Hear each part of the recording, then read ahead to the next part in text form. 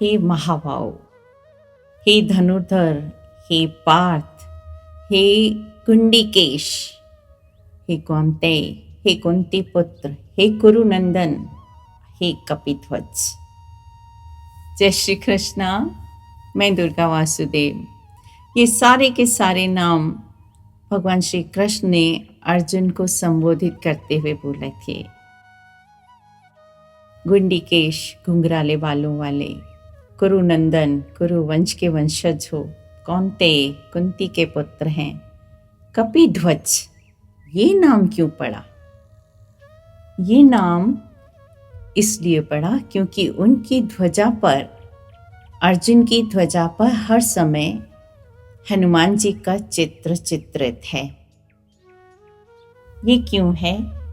हनुमान जी तो त्रेता युग में और अर्जुन द्वापर युग में। ये कैसे? तो उसके पीछे की एक कहानी है जो मैं आपको बताती हूँ।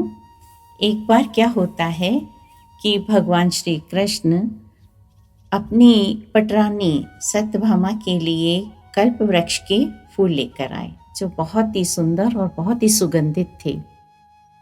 अब जब रुक्मणी जी को पता चलता है तो वो नाराज होती हैं कि भाई ये मुझे भी चाहिए ये वाले फूल, तो मेरे उसमें पेड़ लगा दो आप, यही कल्प वृक्ष का, मेरे प्रासाद में, मेरे महल में।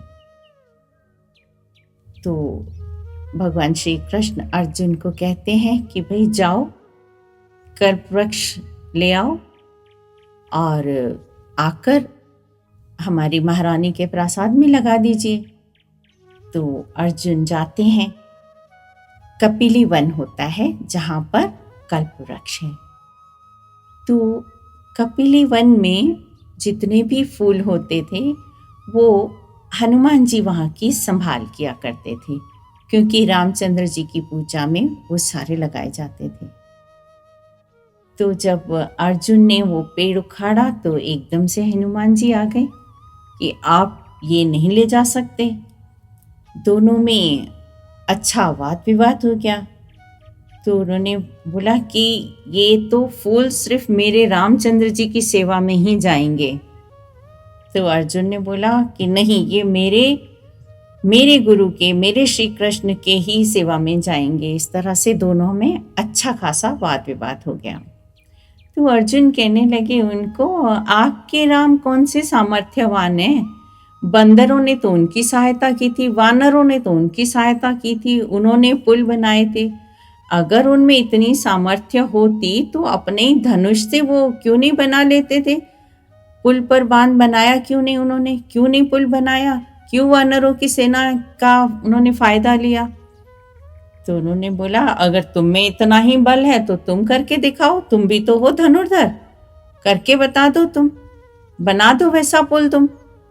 तो उन्होंने बोला कि ठीक है चलो।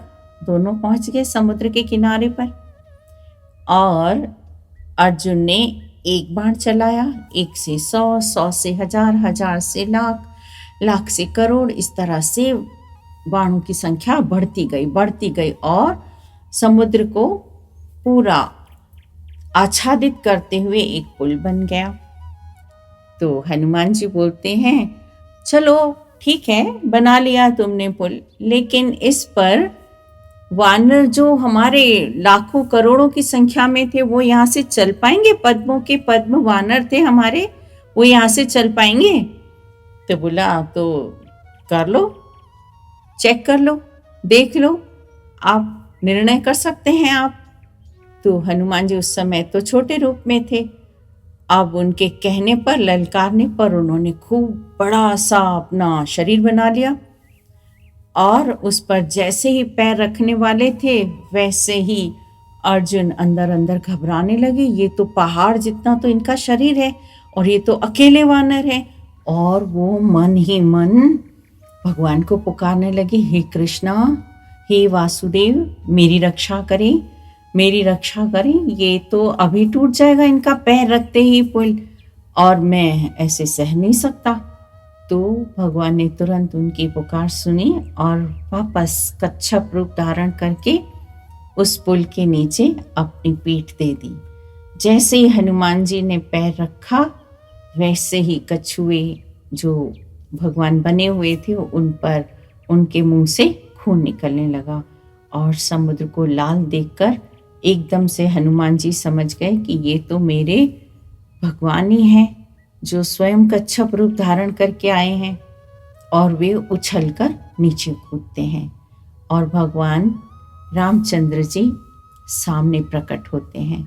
और फिर उन दोनों की, अर्जुन की और हनुमान जी की मित्रता करा देते हैं कि दोनों के आराध्य देव जो हैं वो एक ही हैं, चाहे राम का हो चाहे कृष्ण का हो। तो तब से उनकी आज्ञा से हनुमान जी जो हैं वो उनके अर्जुन के ध्वज में हमेशा के लिए स्थित हो गए। जब महाभारत का युद्ध हुआ था ना, कर्ण धनुर्धर थे वो भी और अर्जुन भी धनुर्धर थे। तो जब कर्ण तीर चला रहे थे तो अर्जुन का रथ थोड़ा सा हिल जा रहा था, पीछे हो जा रहा था। और जब अर्जुन तीर चला रहे थे तो कर्ण का रथ बहुत पीछे चला जा रहा था। लेकिन अर्जुन जब तीर चला रहे थे तो भगवान जी उनकी कम प्रशंसा कर रहे थे, लेकिन जब कर्ण तीर चला रहे थे तो भगवान कर्ण की बहुत प्रशंसा कर रहे थे कि कर्ण क्या तीर चला रहे हो तुम, बहुत वीर हो, योद्धा हो तुम। तो अर्जुन पूछते हैं कि जबकि मैं तीर चला रहा हूँ, कई योजन दूर चला जा रहा है कर्ण का रथ, फिर भी आप मेरी प्रशंसा नहीं कर रहे हैं, आप उसकी प्रशंसा कर रहे हैं जो मेरे खाली रथ को हिला ही पा रहा है। तो उन्होंने बोला, भगवान श्री कृष्ण ने बोला कि आपके रथ में स्वयं हनुमान जी बैठे हुए हैं जो परम शक्तिशाली हैं, पर्वतों के पुंज हैं वो, और उनको अगर वो कर्ण के तीर हिला पा रहे हैं, ये बहुत बड़ी बात है। आप समझ नहीं पा रहे हो कि आपकी ध्वजा पर स्वयं हनुमान जी विराजे हुए हैं। ये थी कपिध्वज की कहानी, क्यों अर्जुन को कपिध्वज बोला जाता है और उनका रथ जो है कैसे हमेशा सुरक्षित रहता था हनुमान जी की वजह से। जय श्री कृष्ण।